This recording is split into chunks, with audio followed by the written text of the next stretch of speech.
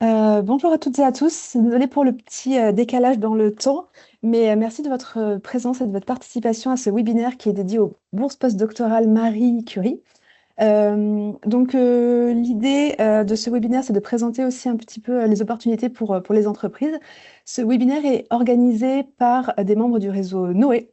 Ce réseau vous sera présenté juste après, un peu plus en détail. Mais dans les organisateurs, donc il y a les 7 technopoles de Bretagne pour l'accompagnement des entreprises innovantes, la plateforme Projet Européen qui co-anime ce webinaire et qui apporte un soutien à la communauté scientifique et académique bretonne pour la participation au projet européen de recherche, ainsi que 2 pôles de compétitivité qui sont le pôle mer Bretagne-Atlantique sur le développement de projets collaboratifs transnationaux sur le volet maritime et VG Valais qui accompagne également ses adhérents, à la fois donc, vers les programmes de financement européens et globalement dans tout ce qui concerne la production végétale compétitive et de qualité. Concernant le réseau Noé, c'est un réseau breton qui regroupe 35 structures bretonnes. L'idée est d'encourager et de faciliter du coup l'accès à des projets européens, que ce soit pour les entreprises ou pour les académiques. C'est un réseau qui est piloté par la région Bretagne et animé par la plateforme Projet Européen, donc co-animatrice de ce webinaire, et l'agence Bretagne Next pour plutôt le volet du coup entreprise.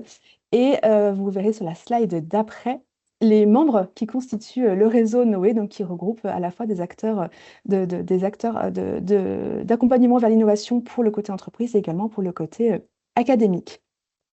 Pour rentrer tout de suite dans le vif du sujet à l'ordre du jour, on commence par une présentation des bourses postdoctorales Marie Skłodowska de la plateforme Projet Européen qui va vous présenter ce dispositif. Suivi d'un témoignage de Mahmoud Hassan de la société Mandig qui a candidaté l'année dernière pour un dépôt de projet. Et ensuite, Sébastien Bessot de la région Bretagne vous présentera le programme régional Bienvenue pour l'accueil de chercheurs internationaux. Et on finira par un temps de questions-réponses. Vous pouvez d'ores et déjà commencer à poser vos questions si vous voulez dans le chat et on les prendra à la suite. Et pour information, ce webinaire est enregistré et pourra être disponible en replay dans les prochains jours. Donc, je passe la parole tout de suite à Claire Bajou pour la présentation des bourses postdoctorales Marie Skłodowska-Curie. Bonjour à tous, merci Bonjour à d'être tous. connectés. Oh, pardon, je m'entends en écho. Non, c'est bon. J'espère que vous m'entendez bien et que vous voyez bien les slides. Je vais essayer de vous présenter de manière compréhensible et synthétique le principe des bourses postdoctorales Marie Curie et la façon dont on y répond. Donc, pour vous donner quelques éléments de contexte, vous connaissez peut-être le programme de recherche et d'innovation de l'Union européenne qui s'appelle Horizon Europe, qui a démarré en 2021, qui court jusqu'en 2027. Il y a plusieurs actions Marie Skłodowska-Curie qui se trouvent donc dans le pilier 1, excellence scientifique. Donc aujourd'hui, on va uniquement parler des bourses postdoctorales. Et je vais devoir voilà, commencer par un petit peu de vocabulaire. Alors j'en suis désolée, mais vous savez que l'Europe a un peu son jargon. Et pour qu'on se comprenne, c'est important que je vous en explique quelques mots en introduction. Donc la première chose à comprendre, c'est qu'il y a une distinction dans les termes de l'Europe entre académique et non académique. Donc les académiques, ce sont les établissements d'enseignement supérieur et de recherche, donc typiquement université, les organismes de recherche à but non lucratif, donc CNRS, INSERM, etc., et des organisations internationales d'intérêt européen, comme par exemple le CERN. Et le secteur non académique est défini comme tout ce qui n'est pas le secteur académique. Donc les entreprises de toute taille, mais aussi les associations, certains musées, les collectivités, des ONG, etc. La localisation, c'est une notion importante par rapport au projet européen. Donc, les États membres de l'Union, donc ça, je pense que c'est clair. Il y a un certain nombre de pays associés. Donc, ces pays ne sont pas dans l'Union européenne, mais ils ont signé un accord d'association avec l'Union européenne. Donc, en général, ces pays associés ont les mêmes droits et devoirs que les États membres. Donc, ils sont considérés comme un même bloc. Et il y a les pays tiers. Donc les pays tiers, ce sont tous les autres, donc ni États membres ni pays associés. Une partie de ces pays tiers n'est pas éligible à financement, une partie est éligible à financement, et donc la liste est officielle et publique. Donc voilà, ça peut être important en fonction de vos collaborations de savoir si les pays dans lesquels se situent vos collaborateurs sont éligibles à financement ou pas. Et le troisième point important de vocabulaire, c'est le rôle dans un projet Marie Curie. Donc on peut être soit bénéficiaire. Bénéficiaire, ça veut dire que vous allez, dans le cadre d'une bourse postdoctorale, être le recruteur, signer l'accord de subvention avec la Commission européenne et donc recevoir la subvention européenne. Vous devez être établi donc dans un État membre ou associé. Et le partenaire associé, lui, vous allez voir, c'est un partenaire qui peut être présent dans le projet, qui a un vrai rôle dans le projet, mais qui ne va pas recevoir directement de subvention de la Commission européenne, donc il ne va pas signer la convention de subvention et qui ne recrutera pas. Mais tout ça, je vais vous le détailler un petit peu plus tard. Pour rentrer dans le cœur de l'appel à projet, postdoctoral fellowship, donc on parle bien de bourse postdoctorale individuelle.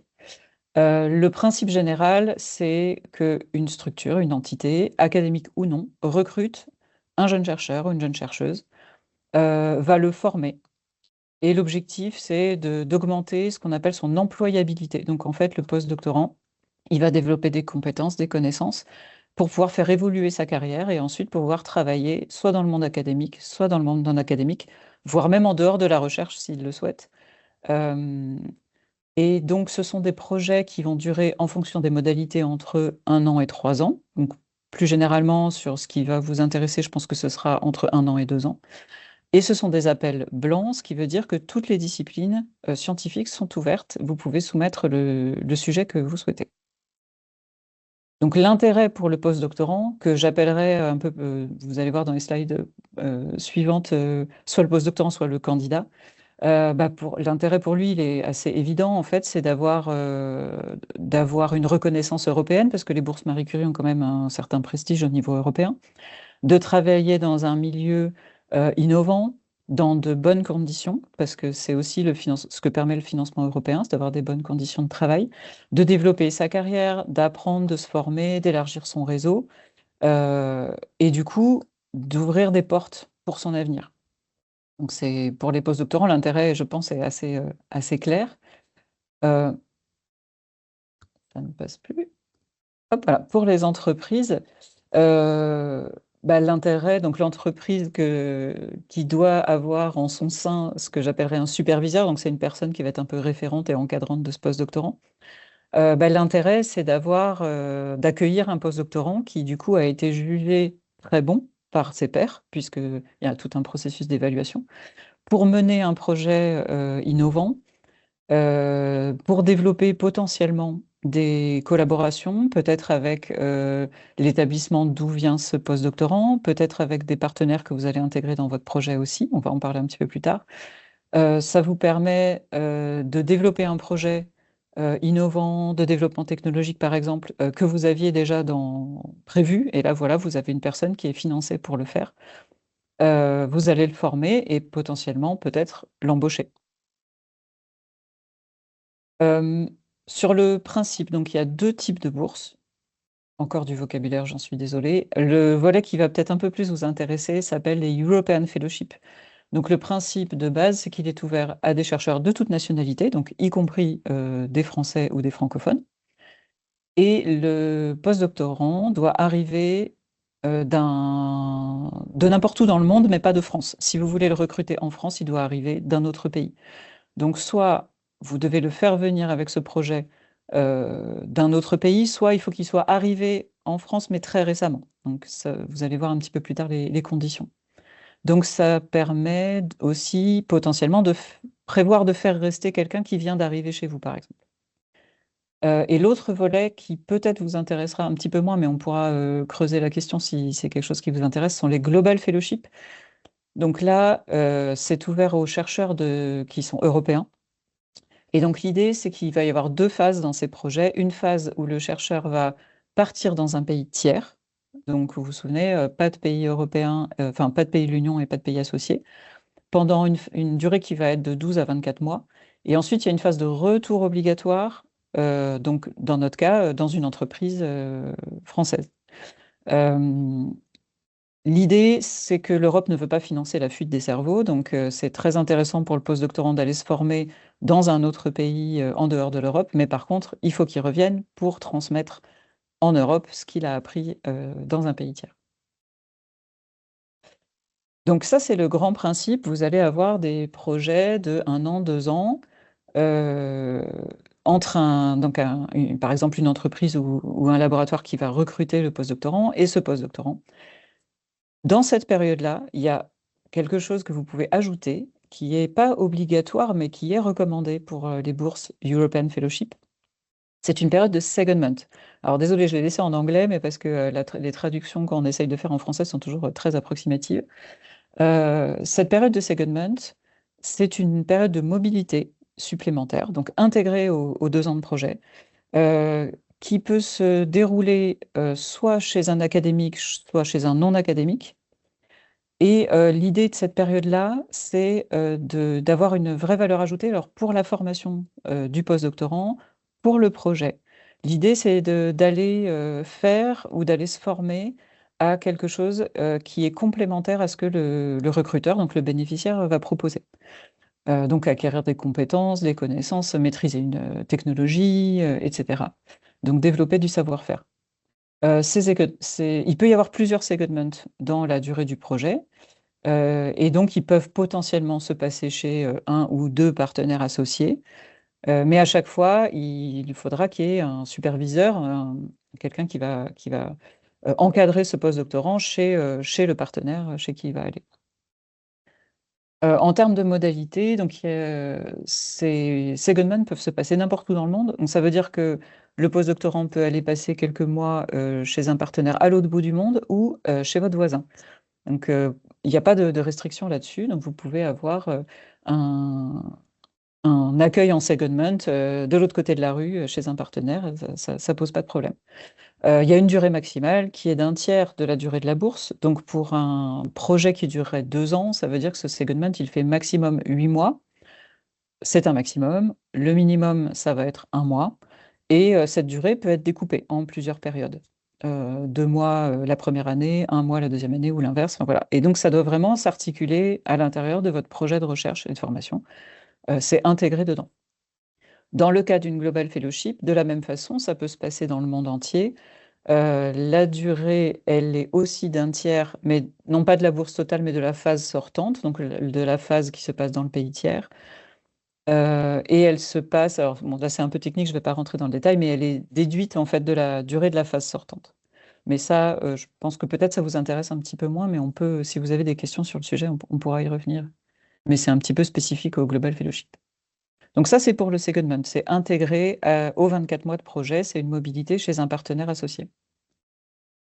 L'autre possibilité, qui n'est pas obligatoire, c'est ce qu'on appelle le placement. Donc le placement, là, c'est une période qui est additionnelle. Donc si vous avez prévu 24 mois de recrutement de votre postdoctorant, si vous prévoyez un placement à la fin, donc c'est toujours à la fin du projet, vous ajoutez ces mois. Donc ça pourrait amener le projet total à 30 mois au lieu de 24, par exemple. Là, ça se passe donc chez un partenaire associé qui doit être dans un État membre ou pays associé de l'Union et chez un partenaire non académique. Donc, si une entreprise, bon là, moi j'avoue, j'ai jamais vu le cas, mais une entreprise recrute un postdoctorant, on pourrait imaginer que le postdoctorant aille passer un placement chez un autre non académique, du coup, mais qui n'est pas forcément une entreprise. Donc, je vous le rappelle, non académique, c'est une définition assez large. Et l'idée, c'est vraiment, de la même façon un peu que les secondments, d'ouvrir les opportunités de carrière. Et donc, il y a un forfait budget additionnel aussi qui est prévu. Donc, le financement est prolongé de la durée du placement. Si je résume, les rôles possibles pour les entreprises dans ces bourses postdoctorales, en fait, il y en a deux. Donc, bénéficiaire ou partenaire associé. Si vous êtes bénéficiaire, vous allez recruter le postdoctorant et vous allez recevoir la subvention européenne. Si vous êtes partenaire associé, vous n'allez pas donc recruter le postdoctorant, mais vous pouvez l'accueillir, par exemple, pendant un secondment qui peut durer de 1 à 8 mois, donc au cours du projet, ou alors proposer un placement qui, lui, sera la fin du projet, donc la durée additionnelle. Et dans ce cas-là, ça peut être aussi dans l'optique d'un potentiel recrutement. Donc ça veut dire que le postdoctorant aura fait son projet, il va terminer le projet chez vous, et voilà, ça peut être pour vous en vue de potentiellement l'embaucher. Donc voilà pour les rôles qui sont possibles. En ce qui concerne le candidat, donc vous voyez, il y a beaucoup de critères communs entre les European Fellowship et les Global Fellowship, mais il y a quelques petites nuances. Alors n'ayez pas peur de ce tableau. Les personnes qui accompagnent le montage de ces projets sont aussi là pour répondre à vos questions, pour vérifier tout ça. Mais donc le candidat, quand il candidate pour un European Fellowship, il n'y a aucun critère de nationalité. Pour les Global Fellowship, il doit être citoyen européen ou d'un pays associé. En termes de mobilité, donc comme je vous disais, le postdoctorant doit arriver de l'étranger ou être tout juste arrivé en France, parce qu'en fait, la commission va regarder la période des 36 mois, donc des 3 ans qui précèdent la date de soumission du dossier, donc de l'appel. Les dossiers sont soumis en septembre 2025, donc ils vont remonter jusqu'en septembre 2022. Et sur ces 3 ans, ils vont regarder que le candidat n'a pas passé plus de 12 mois en France, si c'est pour un dépôt chez un bénéficiaire français. Euh, donc, s'il est arrivé depuis 6 mois, donc quand on mesure par rapport à septembre 2025, s'il est arrivé depuis 6 mois, donc moins de 12 mois, il est éligible. Donc, vous pouvez envisager une bourse postdoctorale pour le faire rester. Ce sont forcément des chercheurs diplômés, donc ils ont leur doctorat. Au moment de la soumission, ils doivent l'avoir soutenu. Et ils doivent avoir moins de 8 ans d'expérience de recherche après leur doctorat. Donc vous voyez qu'il y a quelques clauses qui permettent de déduire des périodes pour un certain nombre d'interruptions de carrière, par exemple. Mais globalement, ce sont quand même plutôt des chercheurs en début de carrière. Euh, En termes de financement, donc de budget, euh, un des avantages des bourses Marie Curie, c'est que ça fonctionne sur le côté forfaitaire, et donc c'est calculé sur base de forfait mensuel. Donc vous voyez la partie bleu foncé qui est ce que le chercheur va toucher. Donc tout ça, c'est financé par la Commission européenne. Ça va transiter par le bénéficiaire qui va devoir reverser cet argent au chercheur. Donc la partie bleu foncé, vous, en tant qu'entreprise, c'est ce que vous allez recevoir et verser. Il n'y a pas de fonctionnement là-dedans, ça va directement au chercheur. Et la partie en bleu un peu plus claire, la partie institution, là, c'est de l'argent qui est aussi calculé en fonction du nombre de mois de postdoc, et c'est de l'argent qui est fait pour faire fonctionner ce postdoc. Donc, il va être utilisé pour acheter ce qui est nécessaire, pour payer des mobilités, éventuellement des frais de publication, des entrées dans des congrès, enfin voilà, des choses dont vous auriez besoin et dont le postdoc a besoin. Donc vous voyez que pour donc la deuxième ligne du tableau, on a fait le calcul pour 12 mois avec un bénéficiaire français. Donc vous voyez que pour l'institution et pour le fonctionnement du postdoc, il y a 19 800 euros par an. Et puis bon, le reste, c'est de toute façon le salaire et ce qui se rajoute au bout. Donc l'avantage, c'est qu'il n'y a pas de budget à construire. Si vous connaissez déjà des projets européens, par exemple les projets collaboratifs ou des choses comme ça, là, il n'y a pas de budget à construire. De toute façon, ça va se calculer automatiquement. Je monte un projet de 24 mois avec un postdoctorant qui va venir en France. Vous avez la deuxième ligne là, qui apparaît, donc fois 24 mois, et c'est ce qui va être versé. Donc ça, c'est sur les grands principes de l'appel. Après, comment répondre à l'appel? Donc là, je vais aborder ça de manière un peu superficielle, mais c'est pour vous montrer un petit peu comment ça se passe. Euh, donc là, on est quand même pas mal en avance de phase, puisqu'on est au mois de novembre, mais en fait, l'ouverture officielle de l'appel, c'est au mois de mai. Donc on a les textes officiels et le template final au mois de mai. Le template étant très peu modifié d'une année sur l'autre, très clairement, nous, les projets qu'on accompagne, l'accompagnement en général démarre avant le mois de mai parce qu'on a des discussions préalables, parce que le dépôt se fera l'année prochaine, du coup le 9 septembre 2026, sur le portail de la Commission européenne. Ensuite, il y a 5 mois maximum d'évaluation, ce qui vous amène à une réponse en février 2027. Et ensuite, vous avez 3 mois pour contractualiser avec la Commission. Donc potentiellement, le projet peut démarrer au plus tôt en mai 2027. Donc c'est vrai que là, on se projette sur quelque chose d'un peu plus moyen terme. Mais avec les projets européens, ce sont des choses qu'en général, il faut réfléchir un peu en avance et puis il faut être patient pour avoir la réponse et puis le financement ensuite. Le dossier de candidature, il est en fait pas très compliqué. Il y a une partie administrative qui se remplit en ligne, qui sont des choses assez classiques, avec donc une ligne budgétaire, mais qui est calculée automatiquement. Le corps du projet, ce qui va être vraiment à rédiger, c'est ce qui s'appelle le document B1, qui fait 10 pages.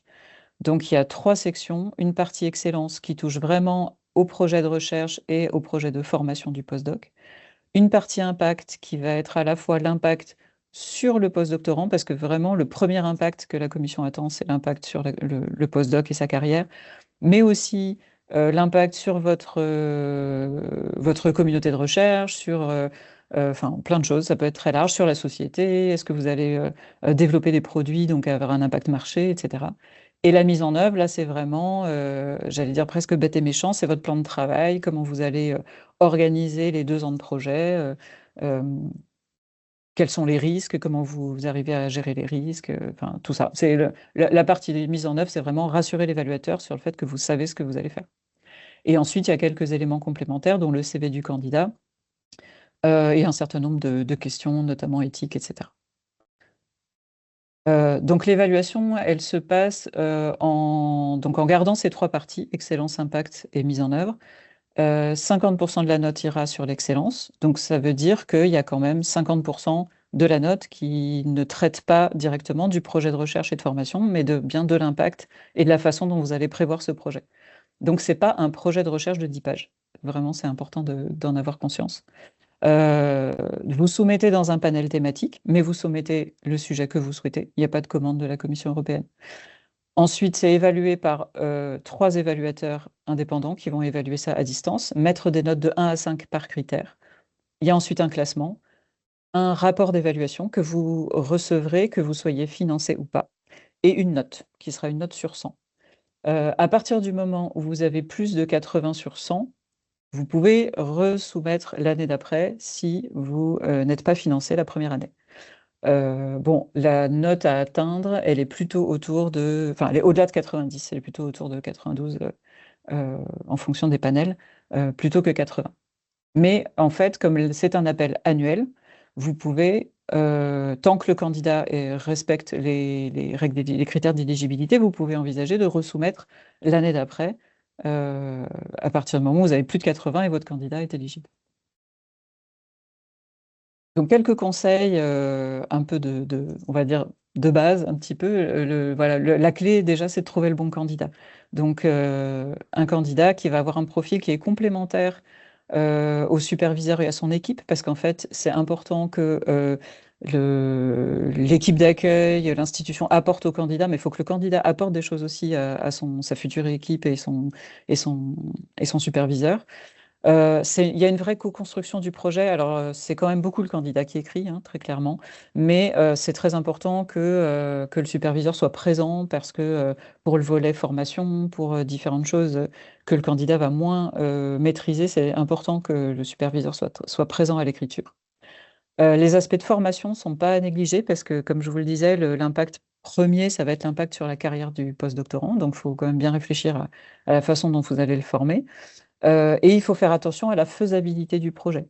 Donc, est-ce qu'il y a un secondment? Où est-ce qu'on le place? Combien de temps dure le projet?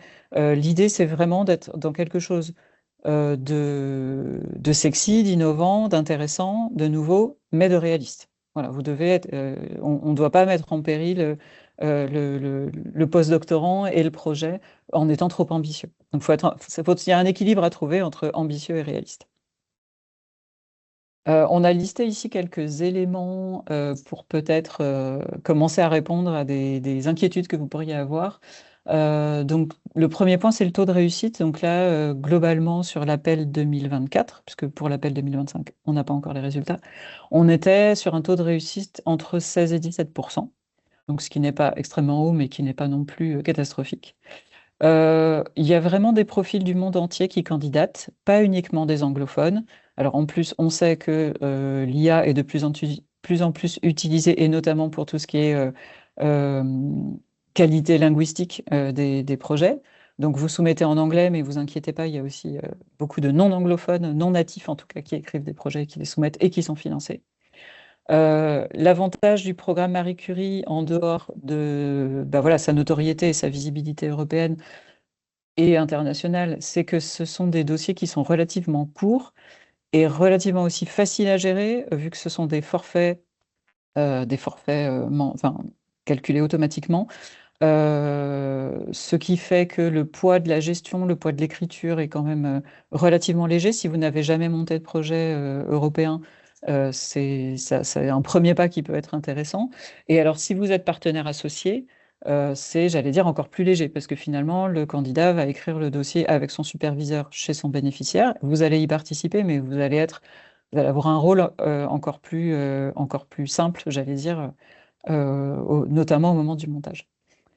Ça permet quand même d'attirer des profils de haut niveau, des profils éventuellement internationaux, pas forcément, parce que vous pouvez recruter un postdoc français aussi, mais en tout cas quelqu'un qui a qui a eu des expériences à l'étranger, donc c'est quand même intéressant. Et ça peut permettre aussi de renforcer votre service de recherche et de développement. J'en ai fini avec la partie présentation de l'appel. Je vais passer la parole à notre témoin d'aujourd'hui. Encore un grand merci, Mahmoud, de témoigner. Je vais vous laisser la parole tout de Ouais. suite. Du coup, alors je reprends la main après toi, Claire. Je suis Rosane Levaillant des 7 Technopoles de Bretagne. Je suis désolée, ma caméra ne s'allume pas ce matin, donc vous entendrez uniquement ma voix. Et l'idée, c'est de vous faire un retour sur la candidature de l'entreprise Mindig. Du coup, Mahmoud, est-ce que tu peux nous présenter en quelques mots Mindig et puis justement nous indiquer pourquoi tu t'es lancé dans le dépôt de cette candidature MSCA en 2024? Oui, bonjour à tous. Merci pour l'invitation et merci Claire pour la présentation, très claire. Donc oui, MindX, c'est une jeune entreprise innovante qui est spécialisée dans tout ce qui est analyse des signaux du cerveau. Donc on fait du R&D en neurosciences. Et donc on met des activités R&D en neurosciences combinées avec l'IA pour transformer les avancées neuroscientifiques en solutions concrètes, applicatives. On est basé à Sévigné, on est autour de 10 personnes, 80% sont des jeunes chercheurs, en fait, des jeunes docteurs qui ont fait leur thèse de doctorat dans des laboratoires académiques. Donc pourquoi Marie Curie? Première raison, et je pense que ça parle plus aux entreprises, c'est on n'a pas beaucoup des dispositifs qui financent à 100% des projets en fait, dans le privé. Et c'est le cas, en fait, que ce soit des projets nationaux, ANR, régional, tout. En Europe, il y en a quelques dispositifs, et parmi ces dispositifs, Marie Curie. Donc, nous, on voulait renforcer notre équipe R&D par quelqu'un donc, on avait l'ambition de développer l'IA, développer ce qu'on appelle des modèles de fondation sur le cerveau. Donc, on a repéré quelqu'un. Bon, c'était pas très compliqué pour moi parce que c'était quelqu'un qui a fait sa thèse avec moi. Je l'ai supervisé il y a quelques années. Donc, quelqu'un que je connais bien, il y a de la confiance, quelqu'un déjà formé. Et donc, c'était facile de trouver. Et l'idée, c'était de développer l'axe IA avec elle dans l'entreprise. Donc, c'était Et, pas si compliqué de trouver le candidat, j'ai envie de dire. Oui. et du coup, comment vous avez travaillé ensemble sur le dossier? Euh, Là, malheureusement, on n'a pas donné assez de temps à la rédaction du projet. Donc, on a discuté en amont quelques mois avant la date limite, mais comme la personne a eu quelques conditions personnelles, on a attaqué le projet 3 semaines ou un mois juste avant la deadline. On a fait plusieurs visios comme elle était à l'étranger. Donc, nous, on a postulé pour la partie européenne. C'est quelqu'un qui voulait venir en France, donc qui était à l'étranger. Et donc, on a travaillé, on a fait des visios, plusieurs visios même par semaine. Donc, on a partagé la rédaction ensemble. Donc, c'était quelque chose que nous, on a déjà commencé à réfléchir. Donc, on a partagé, échangé. Mais j'avoue qu'on n'a pas donné assez de temps à la rédaction du projet. Alors, au-delà du temps, en fait, à accorder au dossier, au montage, quelles ont été tes principales difficultés sur le dossier.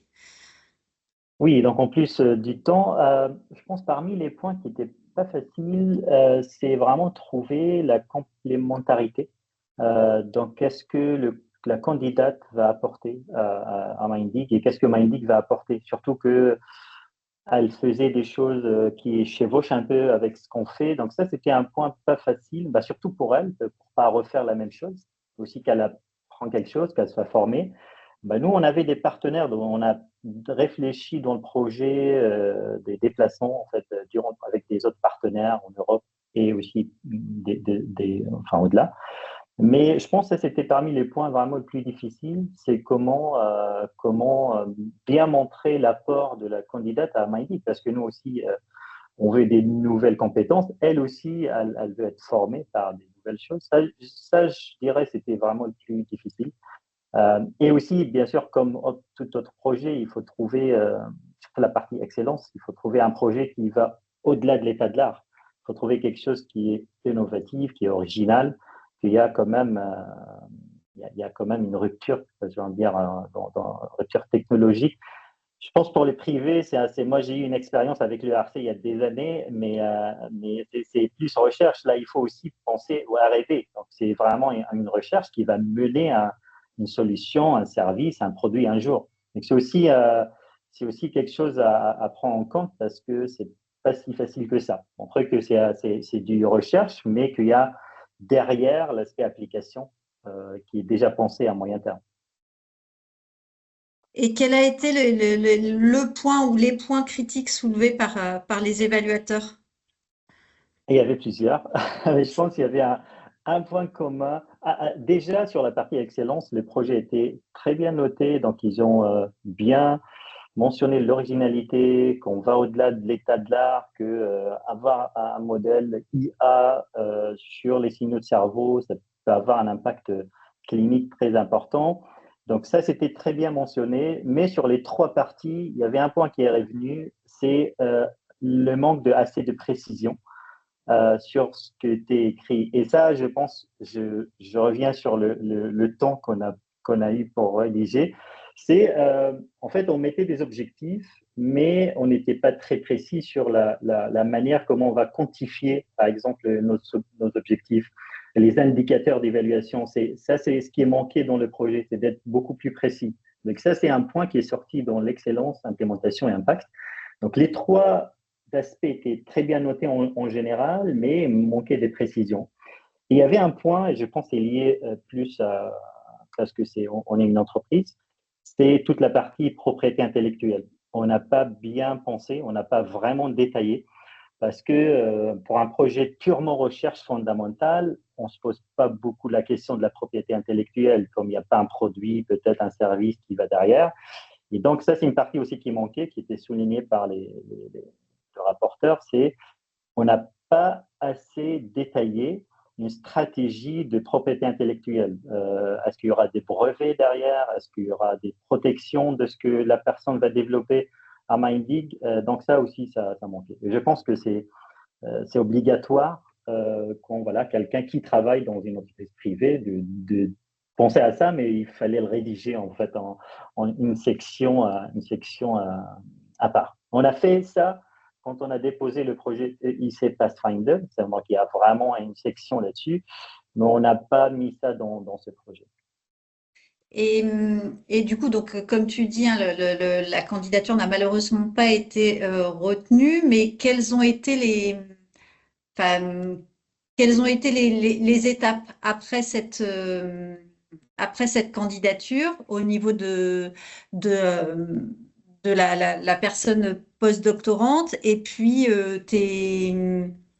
les futures étapes du projet aussi, qui ne s'est pas arrêté au dépôt en fait seul d'une candidature MSR. Oui, bien sûr. C'était quelque chose de stratégique pour nous de développer l'IA. Donc, la candidate, elle est en CDI maintenant chez nous. Donc bon, on a pu trouver de financement pour elle par autre que Marie Curie. Donc, elle, c'est c'est une jeune chercheuse qui a une position permanente maintenant en MIT. Donc, ça, c'est bien pour elle. Mais bon, nous, on voulait avoir un peu renforcé ce recrutement par Marie Curie, mais on a pu trouver des autres financements. Donc là, c'est un axe quand même qui est clé à Mindig. On a 3-4 personnes qui travaillent sur cette partie IA, IA et neuro, donc ce qu'on appelle neuro-IA. Oui, donc pour la candidate, donc c'est bon, elle est avec nous et l'axe est déjà développé. On est en train de réfléchir pour des autres appels à projets, que ce soit nationaux ou aussi européens. Et- Oui, Non, je non, sais pas si vas-y, j'ai raté une continue. question. Non, non, je ne sais pas s'il y avait une autre question ou j'ai raté.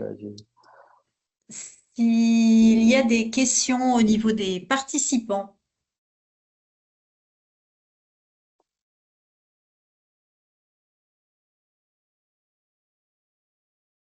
Ou plus globalement, tant auprès de Mindy que auprès de Claire sur le dispositif des bourses Marie Curie. Bonjour, moi j'ai une question. Vous m'entendez? Oui, oui, oui, Oui. allez-y. Oui, je voulais savoir si c'était un financement qui pouvait être complémentaire, enfin s'inscrire dans le cadre d'un projet Eurostar. Est-ce qu'on peut du coup, vous voyez, je veux dire, enfin pas cumuler, mais est-ce que du coup, on peut dans le cadre d'un projet, donc un projet Eurostar, c'est un projet européen avec un partenaire, Tout à au fait. moins un partenaire étranger, et du coup, est-ce qu'on peut imaginer un schéma où, dans le cadre du montage du projet, on recrute un postdoc qui vient par exemple du pays partenaire, qui à terme pourra du coup travailler sur le projet commun et qui relève de l'Eurostar et à terme repartir travailler chez le partenaire étranger, quoi. En fait, il faudrait qu'il y ait faudrait vraiment faire attention à des doubles financements liés au projet. Ça risque de poser problème, notamment en termes de contrôle, en fait. C'est-à-dire qu'on peut bien évidemment bénéficier de 2 dispositifs au sein de l'entreprise, mais pas sur un même projet. Donc, faudrait vraiment pouvoir séparer clairement en fait les deux axes. Claire, si tu veux compléter ton micro. Silencieux ton micro, oui. Pardon. Oui, je suis beaucoup moins familière des projets Eurostar, mais oui, alors tout à fait, le warning de Rosen est le premier qui me vient, c'est surtout pas de double financement. Ça, vraiment, la commission aime pas du tout. Donc, ça peut coûter cher. Par contre, articuler des projets entre eux, pourquoi pas? Mais quand il y a un projet, enfin, quand quelqu'un est recruté pour un projet Marie Curie, le financement va vraiment pour qu'il réalise ce projet-là. Donc, il peut y avoir, on n'en a pas rencontré beaucoup, mais il peut y avoir éventuellement des postdocs qui ne sont pas à 100% sur leur Marie Curie. Donc, dans ce cas-là, le financement est aussi moins important. Mais ce qu'il faut, c'est surtout faire attention. Il faut que vous puissiez montrer que le postdoctorant a eu les conditions pour mener à bien ce projet Marie Curie pour lequel il est financé. Il peut avoir éventuellement d'autres choses à côté s'il n'est pas à temps plein, mais c'est quand même sa priorité et il faudrait surtout pas qu'il y ait financement. Enfin, faut se méfier de ce qui peut être financé par 2 sources ou en tout cas que la commission peut interpréter que c'est financé par 2 sources. Donc le salaire, c'est évidemment la chose évidente, mais pourquoi pas? Mais en soi, enfin, ce qui est intéressant, c'est d'avoir une stratégie un peu globale avec des partenaires que vous auriez, des partenaires en Europe, par exemple, de se dire, voilà, on est lauréat d'un projet de ce type-là qui va financer ce type d'action. On pourrait complémenter avec un postdoc qui, en fait, serait recruté par toi, viendrait passer du temps chez moi, et peut-être l'année d'après, on dépose un dossier dans l'autre sens, un postdoc chez moi qui va passer. Enfin, moi, je trouve ça très intéressant d'avoir une stratégie un peu globale. Il faut juste faire attention à ce pourquoi les gens sont recrutés et ce qu'ils s'engagent à faire. Parce que, comme dans tous les projets européens, dans le dossier, vous dites que vous allez faire certaines choses, que vous allez fournir des livrables, donc des preuves de ce que vous avez fait. Et il faut vraiment, enfin, la commission va être attentive au fait que vous fournissiez ce que vous avez dit et surtout que vous ayez permis au postdoc d'avoir tout ce qu'il faut pour réaliser son projet. D'accord, très bien. Je vous remercie. Est-ce qu'il y a d'autres questions? Claire, j'en profite. Et Oui. pour toi, quel est le bon timing pour pouvoir commencer à travailler sur un dossier, toi qui es à l'entrée chercheur, Oui. justement, plutôt sur le volet économique, académique, je veux dire. Du coup, Alors, on a vu tous les cas de figure. Nous, on conseille pas de commencer trop tard parce que, en fait, ça va dépendre de beaucoup de choses et notamment du temps que vous avez à y consacrer. S'y prendre en juillet pour septembre, si vous avez du temps pendant l'été pour l'écrire, pour interagir avec votre candidat, ça se fait, hein. Mais c'est rarement le cas, en fait. On a rarement autant de disponibilité qu'on le souhaiterait. Surtout si le candidat est à l'étranger, tout est peut-être un petit peu plus compliqué. Il peut y avoir un décalage horaire éventuel, c'est de la visio, etc. Euh, pour nous, le timing idéal, c'est que vous soyez sûr de votre candidat et au moins de l'objectif global de votre projet au printemps, pour avoir le temps de faire plusieurs versions, de se dire en cours de route, ah mais en fait, on n'avait pas pensé à ça, mais ce serait bien que tu te formes aussi à ça. Et ça, moi, je peux pas te former. Donc, mais par contre, j'ai un super partenaire en Allemagne. Est-ce qu'on lui demanderait pas de t'accueillir pendant 2 mois pour te former à telle chose? Et après, tu reviens, du coup, tu deviens un peu plus expert là-dessus, tu le retransmets dans l'entreprise pour nous expliquer, etc. Et donc, en fait, ça permet des allers-retours, ça permet des évolutions du projet, des affinages. Et si vous avez quelqu'un, enfin une structure qui vous aide, ça lui laisse le temps aussi de relire votre proposition et de faire des commentaires et de donner des conseils. Donc, moi, je pense que démarrer au printemps en ayant son candidat au moins l'objectif global de votre projet, ce serait un bon timing. Mais tout dépend du temps que vous avez à y consacrer aussi. pas d'autres questions sur le dispositif Bourse Marie Curie. En tout cas, si vous avez des questions complémentaires, on sera là aussi pour pouvoir y répondre ultérieurement. Et du coup, je passe la parole à toi, Sébastien Bessot, du coup, pour présenter un autre dispositif, mais là, plus régional. Oui.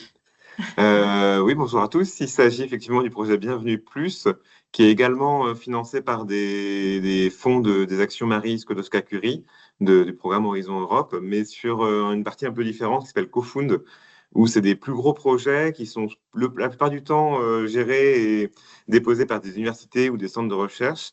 Mais cette fois-ci, on n'est pas les seuls, mais c'est une région qui a déposé un projet pour un ensemble de partenaires. J'ai la slide d'après. Oui, ben non, j'ai pas accès. Ouais, merci.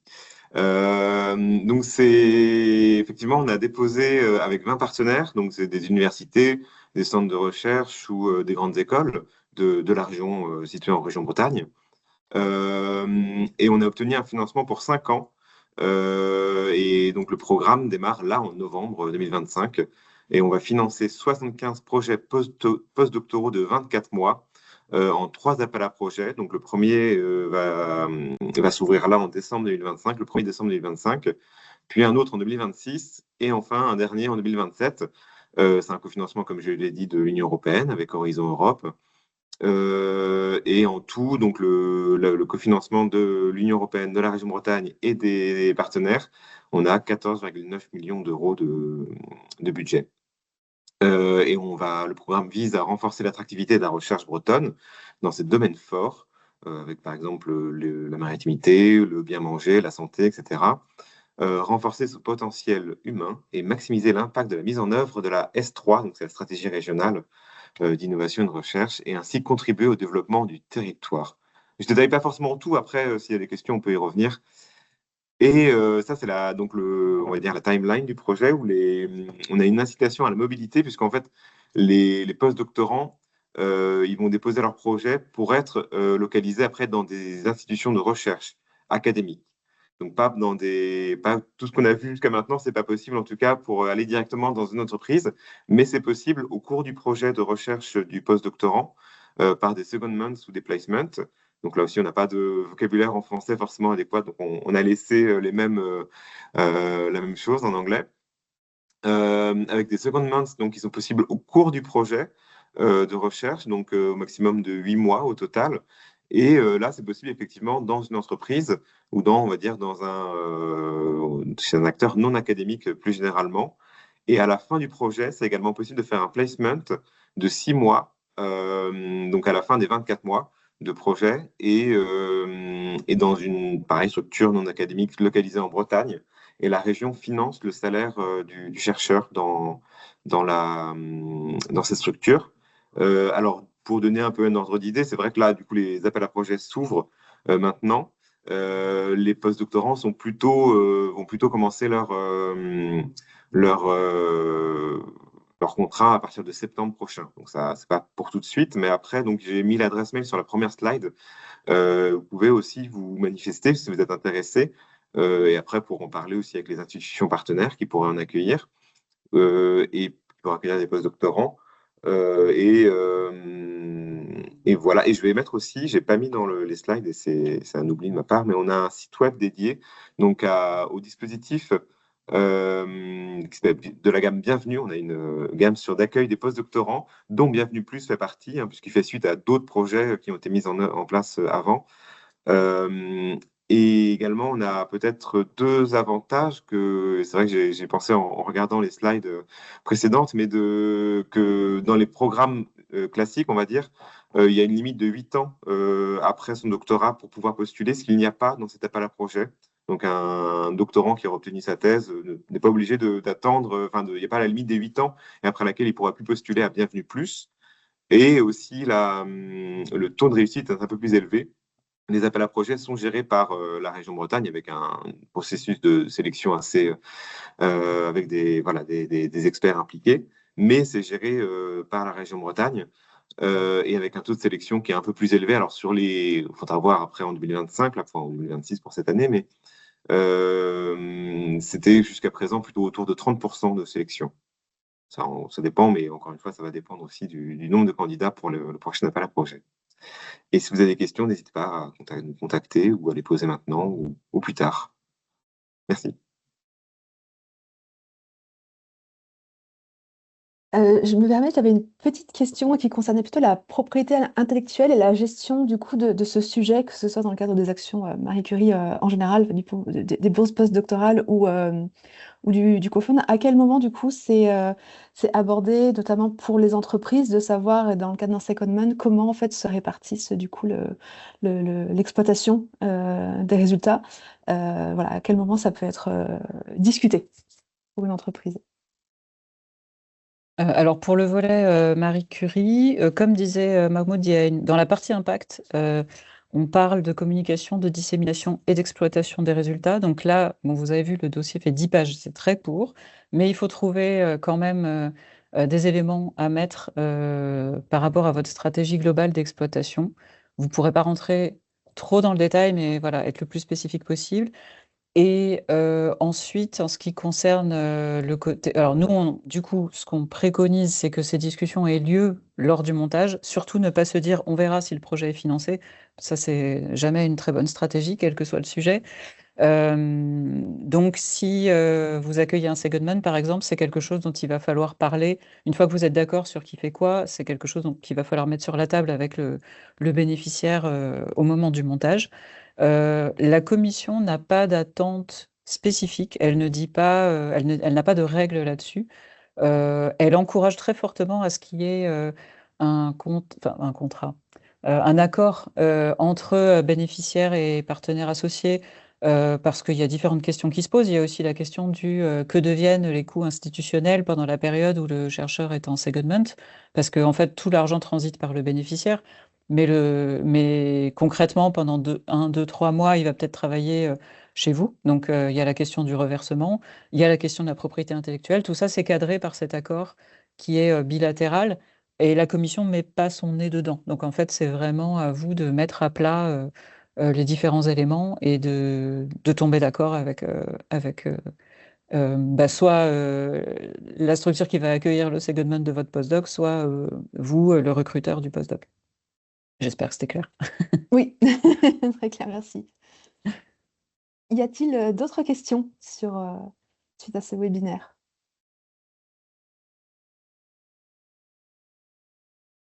Alors, s'il n'y a pas d'autres questions, donc la présentation vous sera envoyée, vous retrouverez nos contacts dans les dernières slides.